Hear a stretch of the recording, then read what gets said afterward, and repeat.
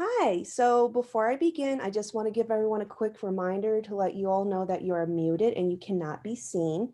If you have any questions, please feel free to put them in the chat. At the end of the talk, we are going to go ahead and have a quick Q&A session, so any questions that you might have will be answered then. So let's go ahead and begin. My name is Mary Kate. I'm an AmeriCorps member with Conservation Nebraska through the Common Grounds program. And if anyone here is new or they haven't heard of us, Conservation Nebraska works to educate statewide on conservation issues impacting communities. And then we provide the tools that these communities need to improve their environment and address these issues. We do this by using locally led education efforts and community outreach to get a hold of people. And the Common Grounds program is all about working with Nebraskans to address any conservation concerns in the local area. Today's talk is all about prepping your yard for spring and to doing so in an environmentally conscious manner. And we're joined here today with Szatko, pardon. And Andy is a stormwater program supervisor at Omaha Stormwater. He's been working there for about 10 years. He is highly experienced and highly knowledgeable, and we are so thrilled to have him here today. Go ahead and take it away, Andy. All right. Sounds good. Thank you, Mary Kate. And again, my name is Andy Szatko. I work for the city of Omaha. We're in the stormwater program. And I was born and raised here in town, specifically in Ralston. So I was born and raised there, went through high school there. Currently live with my wife and two kids in town as well. Live and work on the Missouri River, just under and south of the South Omaha Bridge is where I office out of, and where I'm actually broadcasting today, even though my background's really cool, which, by the way, is a thunderstorm over downtown, taken from a drone during a thunderstorm last year during the springtime. So one of my passions is storm, severe weather. Couple that with my background in landscaping, and you get what we're going to talk about today.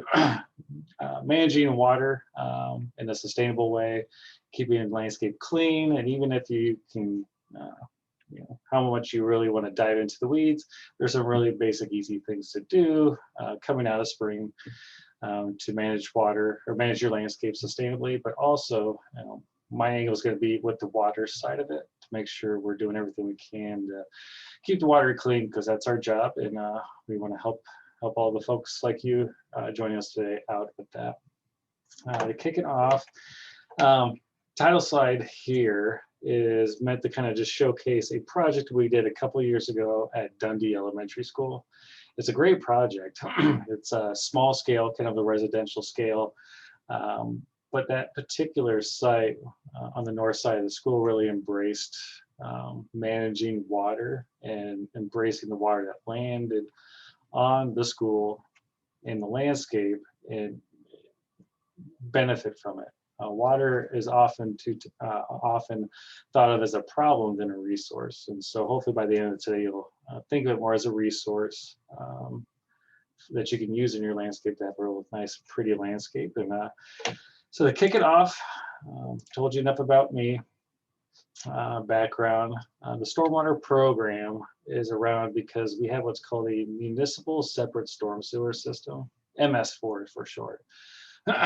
And what that means is we have storm sewers with inlets in the street that collect water and discharge it into our receiving waters. So we have to have a permit with the state to do that. And our plan that we give to the state has these 8 program areas on it. So I get to do things like this today: public education and outreach, public participation, because we said we're going to educate people on how to keep water clean. And that's part of the reason why I get to be here, not only because I like to, but it's part of our permit. Illicit discharges is a fancy word of saying addressing when people are dumping stuff into the storm sewers, dumping stuff into the creeks, and making sure that doesn't happen. Making sure only water gets into the streams and the creeks and the lakes. Construction sites, you'll see silt fences around construction sites. We manage and work with development sites like that. When after they're done getting built, post-construction means a rain garden out front, or any other number of strategies they can use to manage runoff after they develop a site, going from a blank site, an empty site that just has vegetation on it, to a building and parking lot. That's what that's all about. We work with industries in town to make sure their runoff is clean. Good housekeeping means the city's gonna do what we're asking of the public to do as well. So our facilities, our actions, we wanna make sure we're holding true to protecting water and doing things the right way. And then monitoring is looking at strategies to keep water clean, making sure, is this the best strategy? Can we do something more? What can we learn and adapt that going forward? So if you want to learn more, definitely go to omahastormwater.org to find out a little bit more.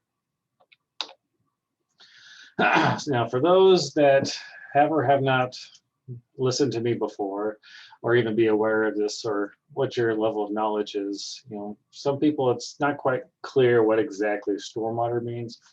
The stormwater is simply, precipitation that falls from the sky or snow melt that runs off. And so here is Saddle Hills Park, about 80th and 4th Street. And this is the park where we did a project and cut a curb and bring water into what's called a rain garden right there. So simply put, that's what stormwater is, and that's what our job is to do, to make sure this water that's in the street is as clean as it can be. So this is the past 14 years of rainfall at Epley. And I like to show this at the beginning of every presentation because we live in a wonderful state with all sorts of different things going on climatically. And our average annual rainfall is 30 inches. And 2020 was a really interesting year because it was so dry. Now there's pockets that got more rain, but at Epley, they only had a little over 17.5 inches of rain. Now, over the past 6-7 years before that, it's been pretty wet. And if you take the difference between this low amount and our high amount, that's almost 27 inches, which is almost our average annual rainfall. So we get feast and famine and everything in between. And so our landscapes are going to react differently every year based off what our climate's doing. Sometimes a lot of rain comes in a lot of different rain events. Sometimes they come in a fewer events, big thunderstorms. In 2020, just to kind of give you an idea of some of the information we look at to really figure out what's going on in a given year. In 2020, there was only 2 rain events that was greater than or equal to an inch. And there was 7 that was greater than 1/2 inch, 36 greater than 1/10 of an inch, and 52 that were greater than 1/100th of an inch. And so it gives you a sense of most of our rainfall events are not the real big torrential ones. Some years it has, but what we're going to be talking about today, those big storms that come as high intensity storms, are really hard to plan for. A lot of the strategies we're talking about are going to capture and manage runoff from these more frequent storms. And as long as we respond well to those big ones that come through, we're going to be doing a pretty good job. As we go along, definitely please throw some questions in the Q&A. Get them kind of locked and loaded so we can talk about them. And if I can reference some of them as we go along to make sure I don't gloss over anything for anyone, that would be great. So stormwater at a typical home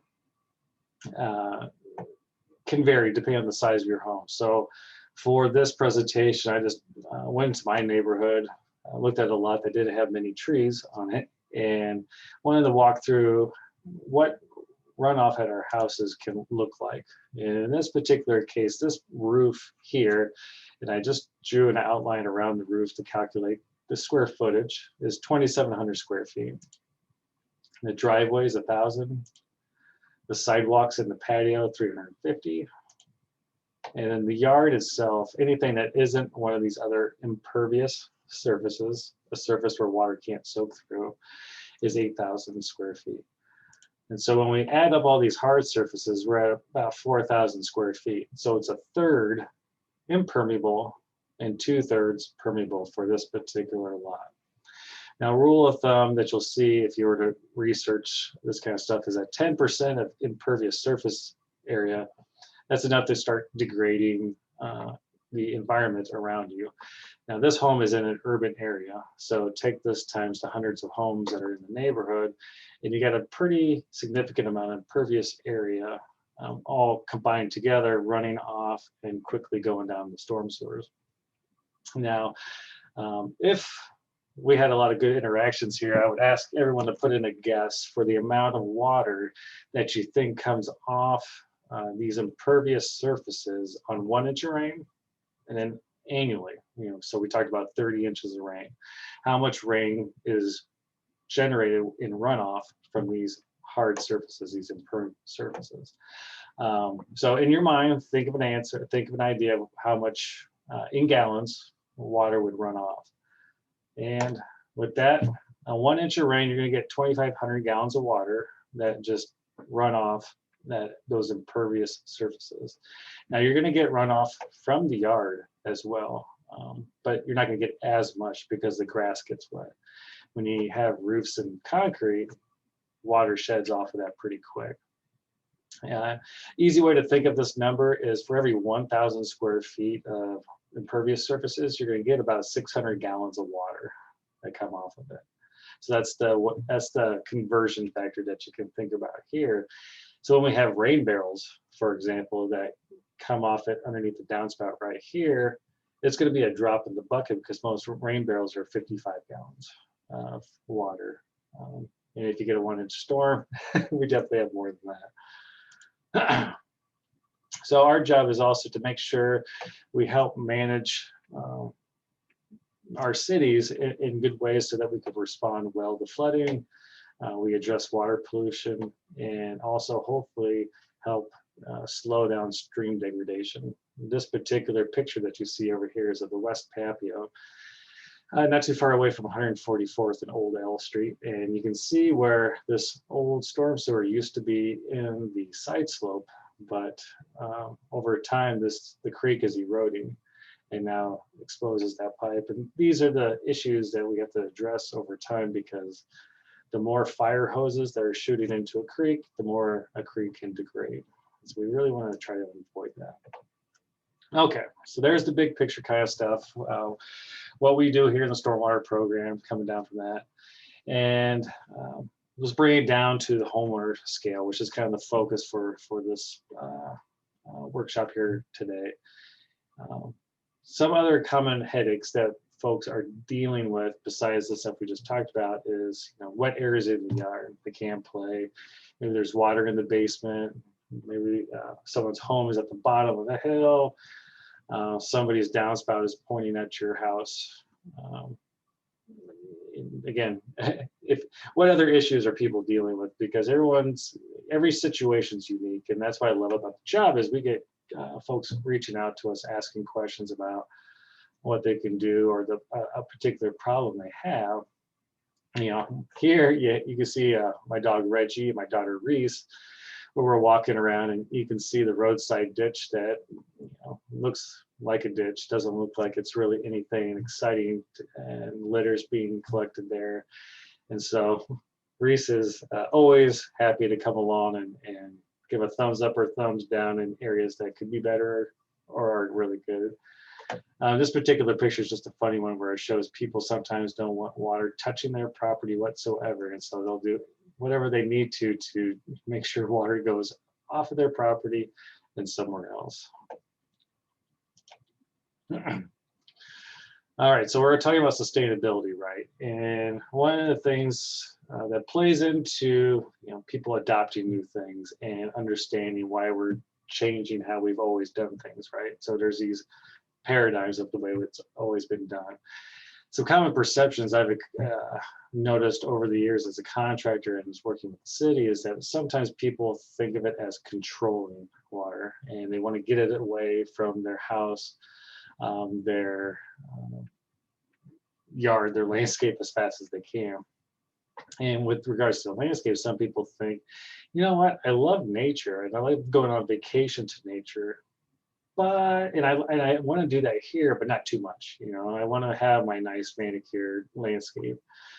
And sometimes native is a term that's thrown around a lot of times when we start talking about sustainability or trying to do things in a more holistic way. Is that native plants means no maintenance. Oh, it's native. It's grown here always before, so it's going to do just fine. Well, in an urban area, it is not nature. It's not what that plant normally grows in. And then you have so many other influences coming in that it's hard to have no maintenance anywhere at all. You're always going to have some level of maintenance. And so the response to that and the way to think of these types of issues and topics that we're bringing up here is to say we want to manage water. We don't want to control it. We want to manage it because water is always going to flow downhill and Mother Nature is always going to give us more than what we can handle. So think of it as slow sink and spread. We want to slow water down. We want to sink it into the ground, and then we want to spread it out instead of having it come out of a fire hose.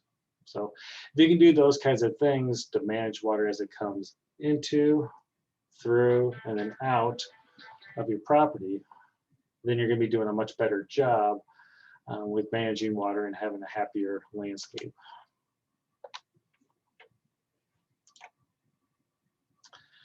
Some pictures. This was back in my contractor days where somebody referred to me because I did rain gardens, and I thought a rain garden might be useful in a situation where a relatively new neighborhood, you have walkout homes kind of around the top of this neighborhood here, and everything's draining down towards it and through it. Now, this home is kind of towards the top third of the neighborhood.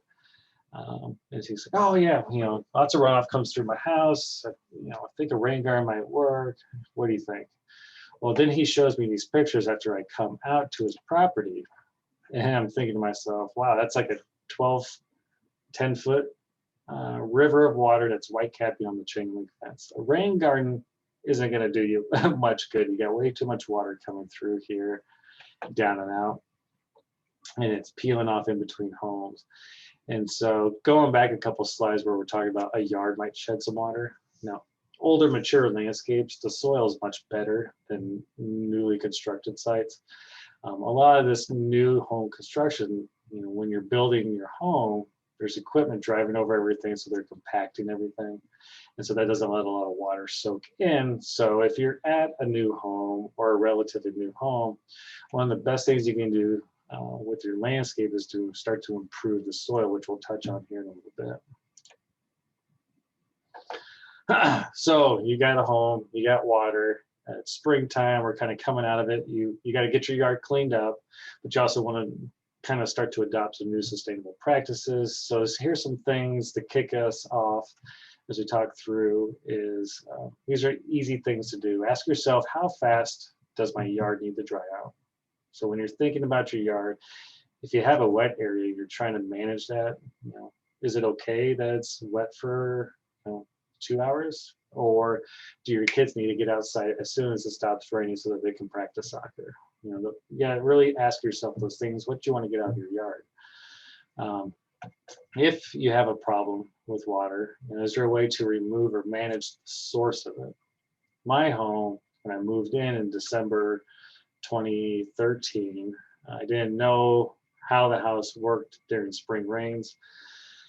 Fast forward to spring of 2014, all of a sudden we got deluges of rain and my basement flooded. Well, that's because water was draining right at my foundation. And instead of paying somebody to put a whole bunch of drain tile in my basement to collect that water and pump it out, I went to the yard, I regraded my yard so the water went around it and managed it in a better way than how they even get to my house in the first place. So always think about, can you remove or manage the source better so it's coming away from your foundation or away from whatever structure you want to keep it away from. If you're looking at buying a house, make sure you look at those kinds of things before you move into it. Think of water as meeting a path from point A to point B. A coming in, B going out. And so give it a nice path so it can always make its way through. And then as we start moving through here, use some green infrastructure practices to help along the way. Now, what is green infrastructure? There's all sorts of terms that are thrown out and about. Sometimes low impact development, sustainable landscaping, lots of different terms, but I'm going to use green infrastructure exclusively. It's what most of the cities and variety of companies have kind of zeroed in on, the EPA as well. So green infrastructure is simply, we want to preserve, connect, and mimic natural processes to manage rain where it lands. So preserve, meaning don't screw it up in the first place. Connect, one rain garden is good. Having 2 rain gardens connected is better. Or connecting bigger, larger areas so that it's not this isolated one-off kind of approach. So anytime we connect things together is great. And then mimic. Mimic means we can do things that act like nature but isn't, like permeable pavement, water that goes through a hard surface and it gets managed underneath it. There's no permeable pavers in nature, so we're mimicking Mother Nature and allowing that water to get into the soil underneath that pavement so that we can still utilize that space. Some common practices, project types: rain gardens, rain harvesting like rain barrels, bioswales, a vegetated ditch, for example. So bioswale is kind of a fancier way of saying ditch. Permeable pavement, a surface that lets water go through it as opposed to running off of it. Green roofs, vegetation on top of your roof. Soil conditioning is improving that soil in your yard to act as a sponge versus a parking lot. And then xeric gardens are gardens that aren't necessarily receiving runoff, but they manage rain that lands on them very well. All right. Some of the benefits, we're actually real quick with these project types. We'll touch a little bit more on them here if we got time at the very end.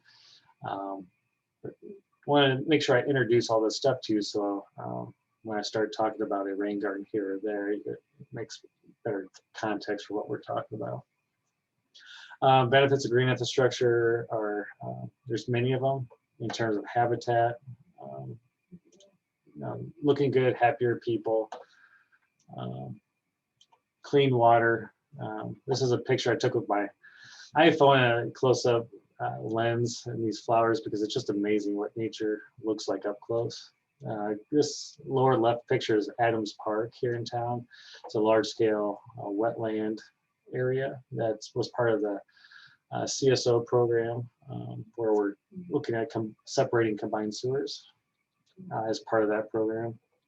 And then we're on a tour here looking at rain gardens and educating the public. So this particular project here in the lower right is Saddlebrook Park near 80th and Fort. And then the one over here on the left, Adams Park, is near 35th and Bedford, between Bedford and Maple Street. So it's up in Northeast Omaha. And actually, you know, it looks like the chat function, I didn't have my chat window open. So Samantha, thanks for adding to the chat there. If there's others that want to throw something in the chat as well, more than welcome to do that. All right, now I haven't been able to get videos to play on Zoom, so I apologize for that. I like to leave the videos in here just in case I get the right Zoom setting to work. But what I wanted to show here was the Dundee Elementary School Green Infrastructure Project. And we actually have dubbed this the Green Infrastructure Outdoor Classroom. And so there's signage out there that talks about it. The students, the teachers come out here and interact with the landscape that's on the north side. And the approach here, if you were ever to go there, you would see runoff coming from the school down into rain barrels and a bioswale, going underneath the permeable pavement and going over to a rain garden that's over here in this area. Runoff on the other side goes through another rain garden through permeable pavement before it makes its way out. So there needs to be a lot of rain for water to even leave the site, because we make it work really hard. And that's what we want water to have to do when it goes through our property, so that there's less of it going and there's less pollution going with it. All right, so this whole presentation is geared towards coming out of springtime maintenance. We've kind of established a good framework for what we're talking about. And so let's get into that. Let's get into talking about spring coming out of it if you haven't done it already. There's lots of things that are part of our spring cleanup. Sand, gravel, schmutz, all builds up over time. And so you get curb lines like this where you get a little bare area next to it.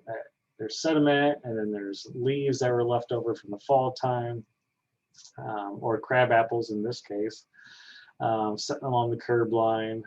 We got our vegetation that's still up. We're still getting refreeze, so we're having to deal with that as well. We got to get in here and cut these plants back. Sometimes we had a construction project or you're doing some work in the yard and it's all bare dirt and we're starting to get some erosion coming off of it. And weeds are always something to worry about. We like to mulch our beds, but give it a nice fresh look to it. So these are all these common practices that we'll kind of start talking through and walking through here next. If there's other issues that you guys deal with coming out of spring in your landscape that you want to talk about, definitely throw it into the chat here real quick and we'll make sure we touch base on that and incorporate that as we move forward. All right. So 58th and Maple. I apologize for not having as many home picture sites for you. I'm definitely going to give you the right kind of general scale for a lot of things that you may have or do on your property or just be aware of in your community. So 58th and Maple was removed and this rain garden was put in as well. Now, rain gardens are depressions. They're low spots that hold water. And that happens to be where trash likes to blow into and settle out. So 58th and Maple rain garden is no exception, where you get trash and litter and debris that blows into it. Sometimes, on accident, something blew out of the back of a truck. Maybe somebody's throwing stuff, whatever the case is. We always want to, coming out of spring, make sure we pick up all this litter and kind of start cutting things back. Now, everyone gets really excited in this first warm couple days of springtime, but it's good to wait, to be patient. I actually didn't cut back my landscape until this past weekend, because those couple 80-degree days actually started to kick off some of the warm season grasses, like the little blue stems, the switch grasses, and you can actually start to see their growth coming up. So now that they're kicking it off, it's good to be able to cut some of our plant material that's died back, pull it out, compost it, properly dispose of it, mulch it up, whatever the case may be, and pull that out. If you have a rain garden, it's good to pull that material up and out and haul it away, because what we don't want to do is this rain garden to eventually fill up with material over time and not be able to store as much water.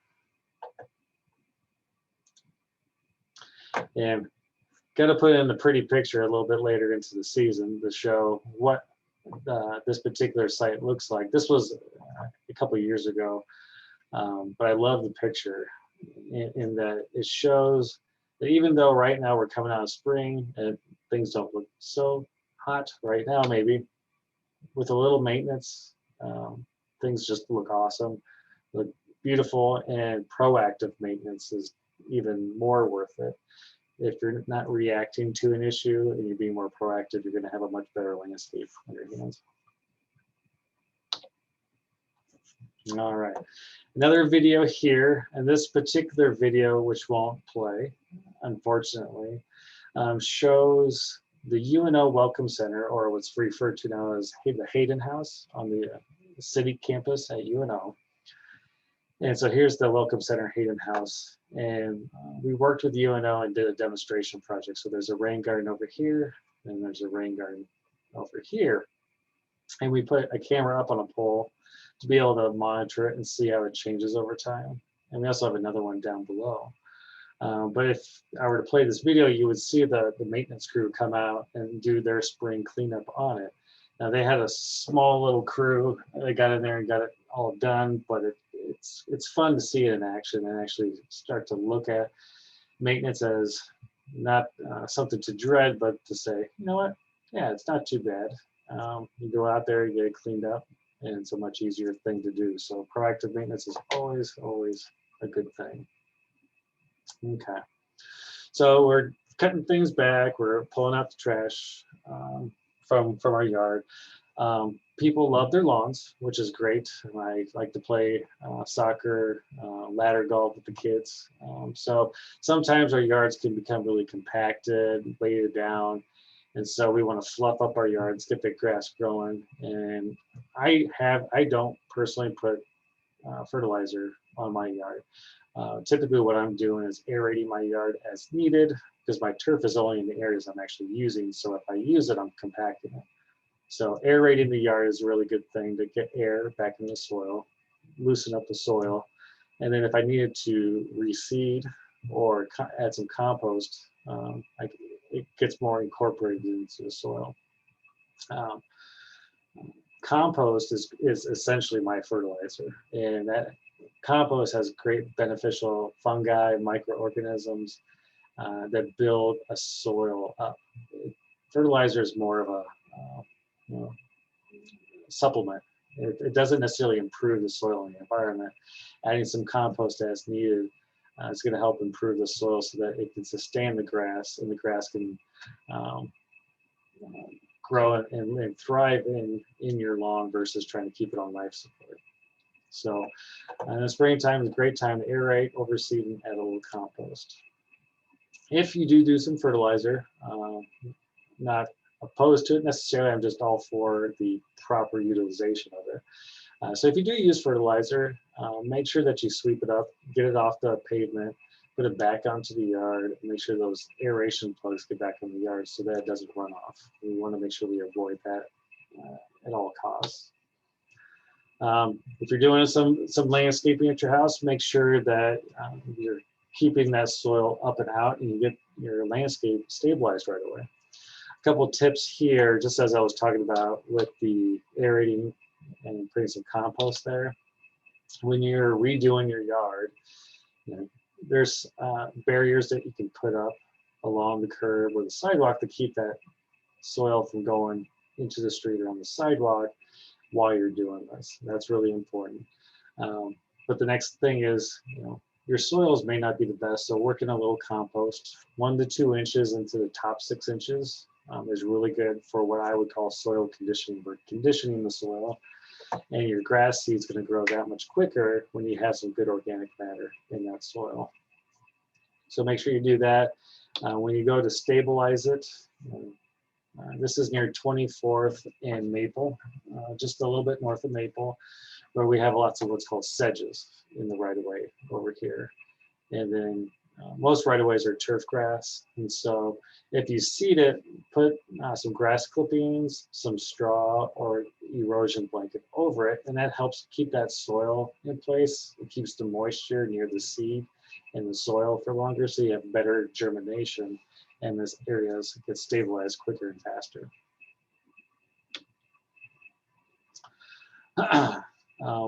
Part of spring cleanup, it's not sexy, it's nothing new, it's really easy stuff here, but make sure that we're sweeping and cleaning up driveways, streets, and inlets.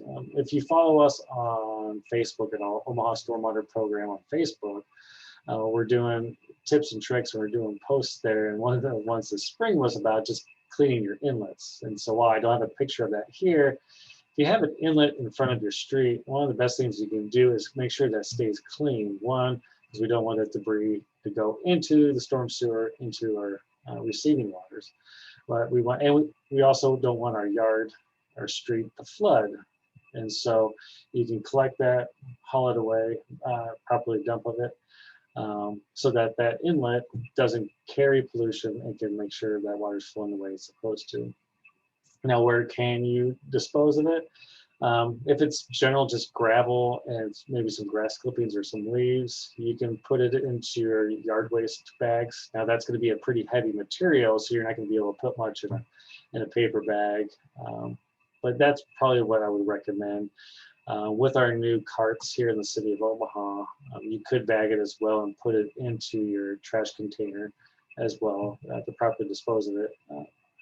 I'm hesitant to say to incorporate it back into your landscape because in a street situation, you do have oil and brake dust and other things that could be on the street that you don't necessarily want to introduce into your yard. So um, that's how I would say you would want to dispose of it properly.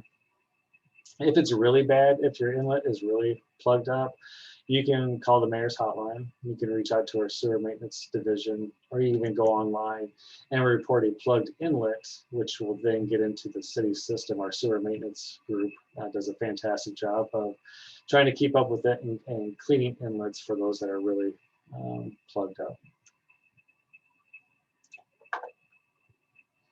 For those areas where water's running off the street or driveway, sometimes people like to think that river rock is a great thing to use. Unfortunately, even if the street's kept clean, it still sheds a lot of gravel and grit, schmutz that comes off of it. So I'm not a fan of the rock because here it's going to be really hard to maintain and weeds are going to start growing in here. Depending on how this curb cut is set up, when you start to get the grasses growing in here, all of a sudden water has a hard time actually getting off of the street and can create some localized ponding of water on the street right there. So make sure you get that cleaned up. We've been doing a variety of things where we're doing projects where we're pulling runoff from the street. You may be doing it from your site, from your downspouts. So this is less of a concern, but if you're involved with anybody who maintains bigger gardens like this, where water's coming off of the street, we create what's called little forebays. It's just an area where water can drop into, fill up, and then slowly cascade into the rain garden. And this makes it really easy to come in with a flathead shovel and scoop out all that debris instead of it being in your rock or in your plants in the garden itself. And also use what works. So this is Metro Community College. Back after we installed a couple bioretention gardens out there as a demonstration project, and there's a curb cut right here next to the parking lot. And this plastic thing is a utility box. And the intent here was to do something off the shelf. Whether it's an irrigation utility box, we just cut a couple notches on it, put a piece of flagstone in the bottom of it, and now we have a pre-treatment, a forebay to help capture some of the debris that comes off of the parking lot. So use what works best for you. Try something out new. I know there's a lot of different ways to do stuff, and never want to stifle innovation. So if you see something cool, let us know. All right. If you have a rain barrel, which hopefully you do, if not, happy to help tell you a little bit how to do that. But coming out of winter, we are disconnecting our rain barrels when we go into winter because we don't want a big block of ice. This is at Dundee Elementary School, and so whether it's a barrel or a silo, which is what this guy is called, he's 500 gallons, and this is the downspout. And what's kind of hard to see here is underneath the word up is a lever, and there's actually a valve here, and we can turn it sideways like it is here, and it forces water to build up and then come down this pipe into the barrel. In the wintertime, this lever is pointed down and all the water goes straight down the downspout. And so then we don't collect water inside this barrel during the wintertime. So however you have your setup, like for here, we just simply turn that lever back up. So at your home, you may be putting your downspout knuckle back onto it to direct water into your rain barrel. So whatever it is, make sure you get your barrel reconnected. At this point in April, we're not going to get too hard of freezes. That's going to cause you a lot of heartache. And so right now is a good time to get your rain barrels installed and capture those spring rains that are coming in. And beyond spring cleanup, we're all anxious to get some new landscapes in there. And so it's a great time to start planting new plants. The old adage is don't plant until after Mother's Day, which is good in some years where we had snow at the beginning of May a couple of years ago. With our forecasts, we can usually do pretty good with getting a little bit of a jump on it. But Always fun to be able to plant new plants. It's a great time to start seeking out where to get those plants as well and get them ready to go. Now, what plants do we want to use in our landscape, have it look good and to manage water pretty well? So generally speaking, we want to use native and well-adapted plants. And our non-natives typically have shallower root systems, which, that's all right. Sometimes we need that and it's okay. But the shallower the root, the less area, the less volume of soil that those roots can pull water up to sustain those plants during dry conditions like we had last year. When we use natives from Nebraska in the prairie, typically they have really deep roots that go down feet. Common 9-bark can get down to 15 feet, which really expands the area in which they can pull water from. And not only that, it adds pores where water can soak into the ground that much more, as opposed to our compacted urban landscapes and shallow roots where water is only going to kind of soak in this top couple inches and then run off after that. There's an acronym that isn't widely known, but I like to just throw it out there because it's fun to say. NEWANIP, Native Ecologically Well-Adapted Non-Invasive Plants. And the City of Omaha's environmental element came up with that after a lot of discussion with folks talking about what kind of plants to promote, because not everything that is native is available, and there's a lot of non-native stuff that's good to use, that would be good to use, but they're not going to throw elbows or take over the landscape. They are good plants to use, and so NEWANIP is what it says. It's native or it's well adapted to our area, so it doesn't take over everything. We won't get into the plants here today, but go to omahaplants.org. We've got a lot of plants loaded up there. We're just getting back into it to add some new pictures, new trees and shrubs into it, and enhancing it a little bit more. We have a manual called Sustainable Landscapes, the plant guide in the back of it, that this website was built off of. And once you go to our website and find that manual, you'll see that plant guide in the back of it, which is great for a hard copy. But if you want something a little bit more dynamic, you can go to omahaplants.org to check it out. When you're picking plants, make sure you're looking for different bloom times. Our website and that Sustainable Landscapes manual has information about when the plants are blooming, so that you have color throughout the year, you have good texture throughout the year.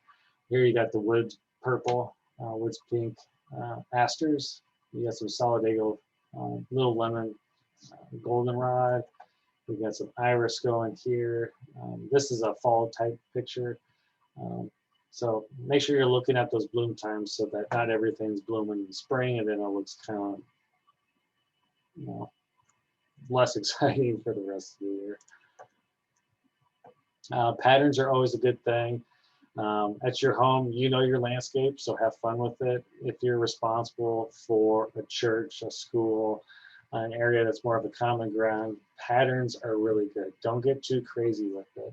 And what I mean by that is, if you get people who want to help, but maybe don't know a lot about the plants, if they can see a pattern, then it's easy to tell them what weeds to pull or which ones not to, and go from there. So anytime you can have a pattern, that makes planting easy and makes maintenance easier as well. When you're doing your landscapes, it's always fun to use a lot of different types of plants and colors and textures, but it's always really good to remember to think about what it's going to look like outside its bloom time, because the garden with some liacheous, coneflowers, and black-eyed Susans looks like a pit of rattlesnakes to others come fall time. I think it's a really kind of a cool look, but it is a unique look as well, so always keep that in mind as well. Unl Welcome Center. And when we get back into in-person stuff, I'll show you these videos and I'll see what I can do about post them maybe on Facebook, so you guys can benefit from seeing these videos. But we have some nice time lapse of the whole growing season for those rain gardens that are at the Hayden House on the UNO campus. If you get a chance, it's a great site. Go check it out. And we'll post also some information about rain gardens in general, how they work in the wintertime as well. So they do a really good job of managing that snow melt that comes off our landscapes as well.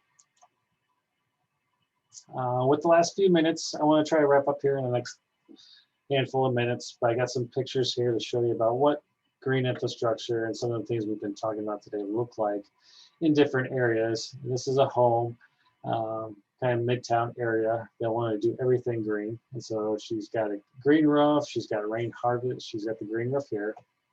She's got rain chains that collects and goes into a cistern, a 2,000-gallon cistern that feeds into these pondless water features and drip irrigation for 2,000 square feet of landscaping. This is a look from the ground level. And if you didn't know better, you would think it looks like any other kind of a landscape. It has a nice formal feel. It's got some fuzzy edges, but it's well put together. So when we talk about sustainability, green infrastructure, it can be any kind of a style you want it to be. Here's my front yard, and I call this my micro rain garden because my yard's always the last yard to get done. And so my rain garden's slowly getting bigger. I rebuilt a retaining wall to embrace my neighbor's downspout. So it cascades over the wall into this little rain garden with some Nebraska sedge in it. Cascades over that, joins up with my downspout into the rain garden right here. We got the iris blooming. I got my tiger eye sumac going there. Having some fun with it. Where I'm going to be a little bit later, I'm going to mention this here in a sec. I'm going to give another presentation with the big garden, Mulhall's Keep Omaha Beautiful, where we're going to be at Metro Community College. And there's a green roof, rain barrel, and rain gardens there we'll be talking about. But we do a lot of work with schools and encourage anybody to work with schools whenever they can to get kids outside and looking at the stuff, touching and feeling it. Here in Metro, the horticulture students can actually test out different things and see what works and what doesn't. And an uncle's home who lives not too far away from us in kind of your traditional neighborhood where water comes from one property to the next. And so we captured runoff from the neighbor, brought it down with a dry creek bed into a rain garden that fills up, goes into the next one. And then we got some pink turtle head. We got Baptisia minor, dwarf Baptisia false indigo. And then we got some sedges down here, some fox sedge and some plains oval sedge. I'm throwing these names out in hopes that maybe you'll remember a couple of them, or you go to the website and check it out there. Again, rain gardens are just kind of a bowl in the landscape. They'll slowly hold water or capture water so it can soak in the ground in 24 hours. It's not a mosquito breeding ground, a bog, or wetland. Water will drain out of it within 24 hours. And so when you hear rain garden, don't think of it as a pond. Rain barrels, we're capturing runoff from our roofs and reusing it in our pots and planters around the landscape. And we got a brochure at omahastormwater.org that kind of gives you the basics for how to build a rain barrel, which really quickly, you got to get water in with a filter basket to keep the debris out. You got to have a spigot to get water out.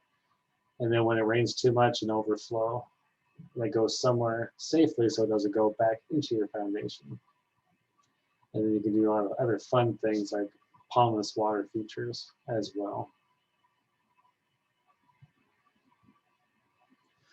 Green roofs, this is Central High School. Beautiful landscape overlooking downtown.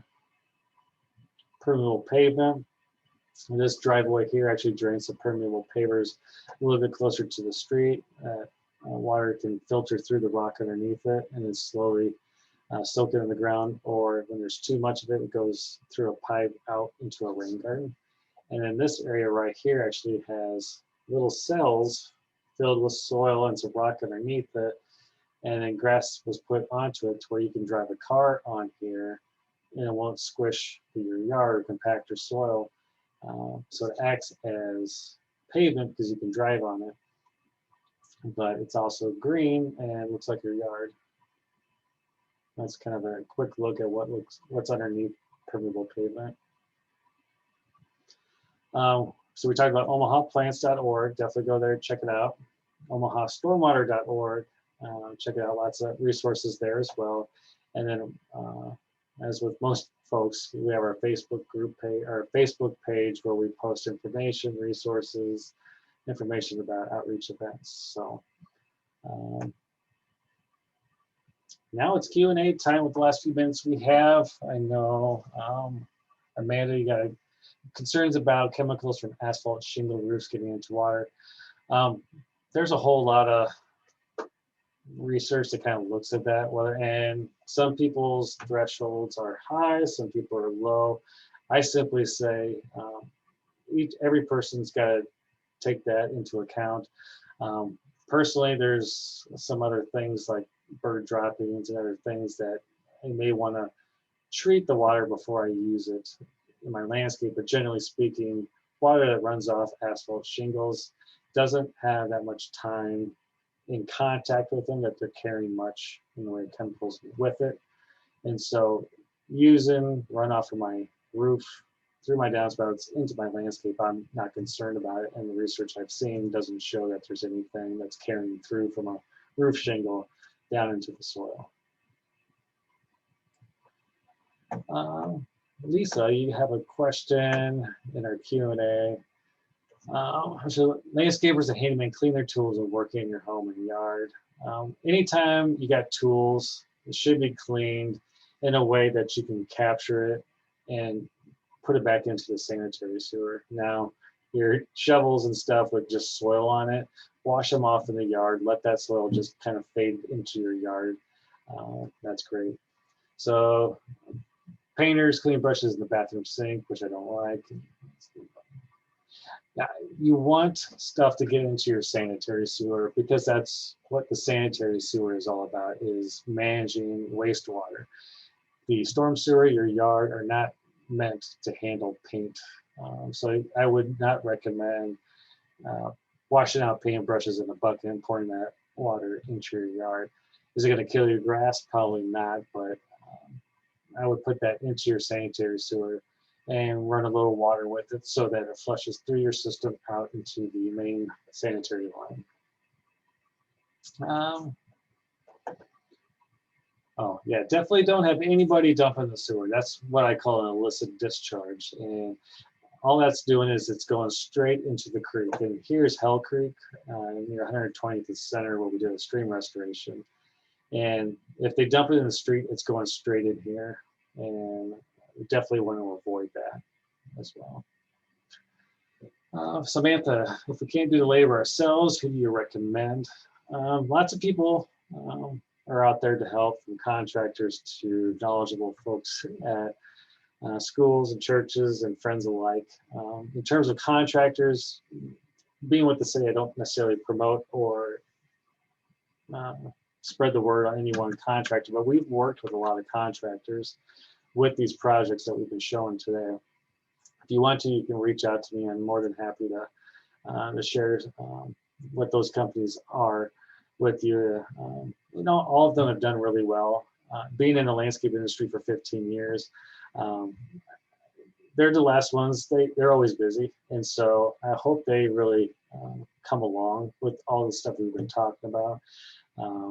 Ask these questions that we've been talking about today, make them learn the stuff and incorporate it, because if we don't make the demand for this kind of stuff, these sustainable type practices never really get off the ground running. So if nothing else today, make sure you ask the right questions of your contractors, whomever it is that you reach out to. Is aerating the lawn considered regenerative? I think you could think of it as that. I'll be honest, I'm very practical in nature, in that you're regenerating your yard, but it's just good, easy thing to do to make sure your yard becomes a sponge over the long term. It doesn't become a source of pollution, a source of runoff, and your vegetation's happy, and you use it. Your yard is used for the things we like to do, like yard games and running around with the dogs. So to answer your question, yeah, I would definitely consider it regenerative in that sense. All right, Julie, why do some sewer drains on the streets have a sticker with a fish on it? Yep. So Keep Omaha Beautiful, we work with them and they have a wonderful inlet marking program. And reach out to Keep Omaha Beautiful if you're at all interested in putting those on. But our storm sewers have been installed for many, many, many, many, many years. And so not all of them had a little emblem sticker marking on it. And a lot of the newer inlets actually come stamped with them on it.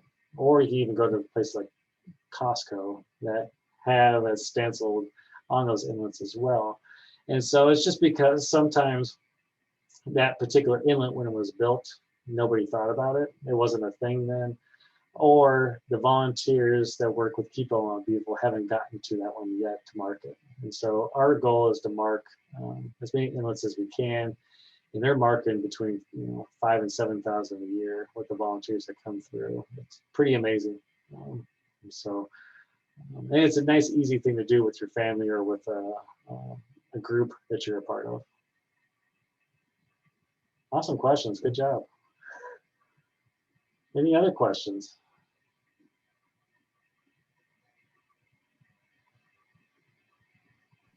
I gotta say, I'm happy. A lot of times I load too many pictures onto the slides, so we can't get through them all. So we worked out great here.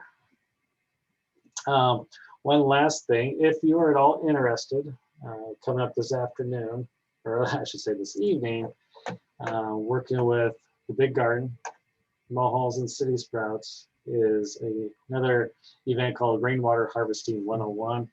Rainwater harvesting being an all-encompassing thing of the things we were talking about today, but we're just going to be at the Metro Community College site walking through and kind of having a little bit more interactive as opposed to showing a bunch of slides. So if you're interested, look it up, search the Big Garden, Rainwater Harvesting 101, and you'll find it, and you'll be able to join in on it there. So, all right.